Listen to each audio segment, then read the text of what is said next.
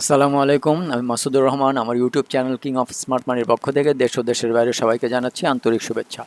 যারা আমার চ্যানেল নতুন তারা সাবস্ক্রাইব করে বেল আইকন ক্লিক করে রাখবেন পরবর্তী নোটিফিকেশনের জন্য, এবং যারা আমার চ্যানেলে আছেন তারা লাইক কমেন্ট শেয়ার করে পাশে থাকবেন। তো চলুন যাওয়া যাক, আগামী দিন মার্কেট কীরকম মুভ দিতে পারে আমরা একটু দেখে আসি। আজকেও মার্কেট মোটামুটি 43 পয়েন্টের বেশি পড়েছে। এটা অবশ্য আমি অনেক আগেই বলেছিলাম যে আমাদের যে এখানে যে সাপোর্ট ছিল, এই সাপোর্ট ভেঙে গেলে কিন্তু এখানে 300 পয়েন্ট, প্রায় 300 পয়েন্টের মতো একটা গ্যাপ আছে। এই গ্যাপ কিন্তু এখানে আসার সম্ভাবনা আছে। বেশি দিন লাগে নাই, হয়তো এই 4-5 দিনেই আমাদের এই যে গ্যাপটা পূরণ হয়ে গেল আর কি। তো এইখানে আমাদের উইকলি সাপোর্ট আছে। এই উইকলি এখানে মেনলি হচ্ছে জোন আছে এখানে, মান্থলি এবং উইকলি ডিমান্ড জোন আছে।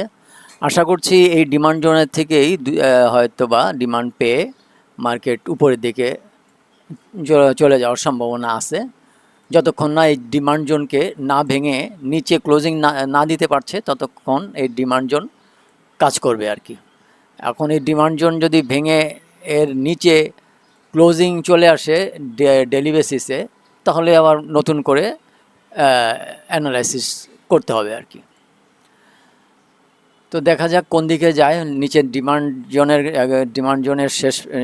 জোনের ভিতরেই আছে, আর উপরে তো সাপ্লাই জোন আছে আমাদের। একবার ওখানে টেস্ট করেছিল, পরবর্তীতে আর ওখানে যেতেই পারে নাই। বাজারের লেনদেনের অবস্থাও খুব খারাপ। তো এখন দেখা যাক কি হয়। আমাদের উপরে একটা রেজিস্ট্যান্স আছে, এটা হচ্ছে 5000 ডেলি রেজিস্ট্যান্স, এটা হচ্ছে 5495, এবং ঠিক আমাদের নিচে আছে 5333 আমাদের হচ্ছে উইকলি সাপোর্ট। ঠিক উইকলি সাপোর্টের উপরেই আজকে এসে ক্লোজিংটা দিয়েছে। এর নিচে আমাদের আবার আরেকটা সাপোর্ট আছে, সেটা হচ্ছে মান্থলি সাপোর্ট, এটা হচ্ছে 5216। এই উইকলি সাপোর্ট এবং মান্থলি সাপোর্টের ভিতরেই হচ্ছে ডিমান্ড জোন।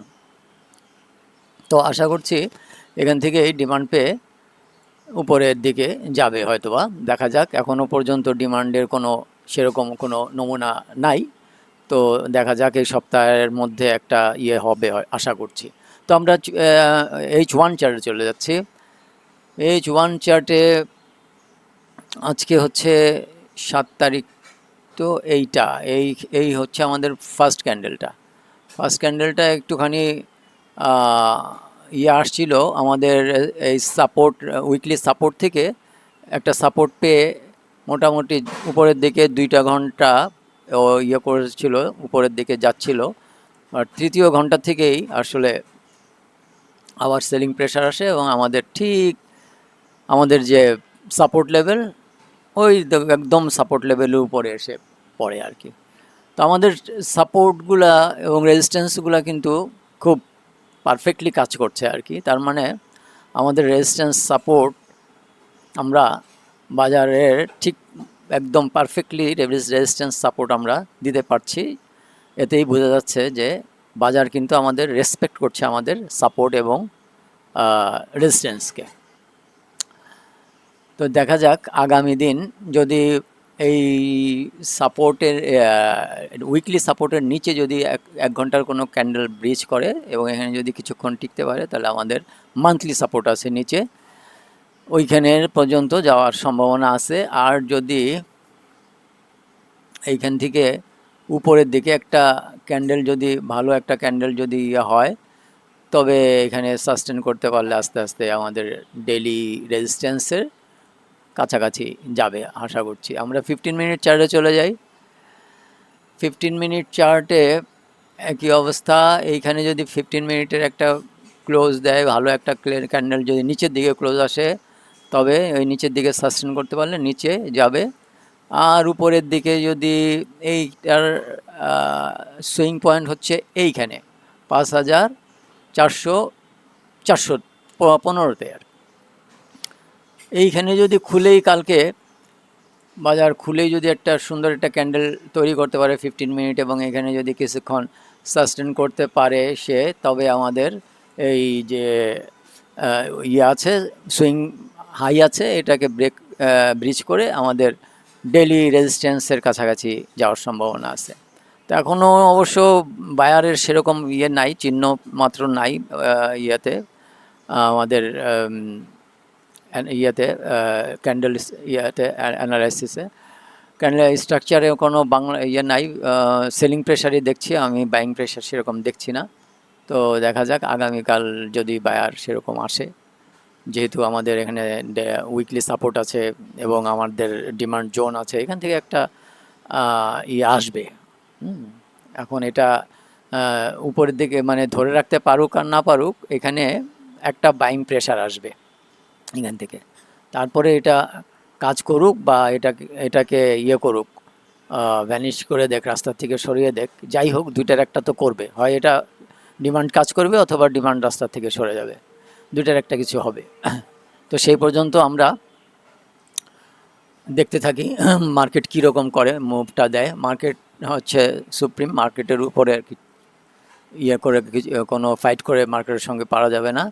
সুতরাং আমরা আমাদের মতো, আমাদের হার্ড অ্যান্ড সোল মানি আমাদেরকেই সেভ রাখতে হবে। সেই জন্যই আমার কিং অফ স্মার্ট মানি এই চ্যানেল।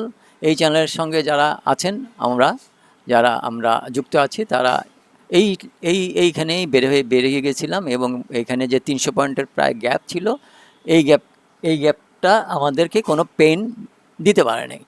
আর আমরা যারা বছরের পর বছর আটকে আছি, তারা তো পেনফুলে আছেই, এখন নতুন করে পেন আরও বাড়ছে।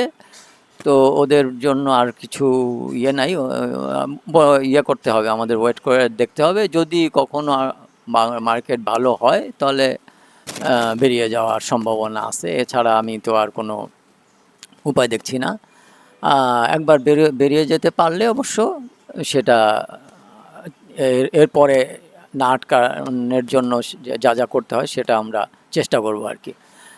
তো আমরা তো একটা 3 মাসের একটা হাতে নিয়েছি, 3 মাসের একটা পেপার ট্রেড। তো এখনও যেটা ওইটা হচ্ছে যে ডেলি ট্রেন্ড যখন আপ হবে তখন আমরা স্লোলি অল্প অল্প করে ইনভেস্ট করব আর কি। তো এখনও ডেলি ট্রেন্ড তো ডাউনের দিকে আছে, আশা করছি এই সপ্তাহের শেষে হয়তো বা বৃহস্পতিবারে একটা মুভমেন্ট আসতে পারে, অথবা সামনের সপ্তাহে যদি আসে তখন আমরা আমাদের নতুন যে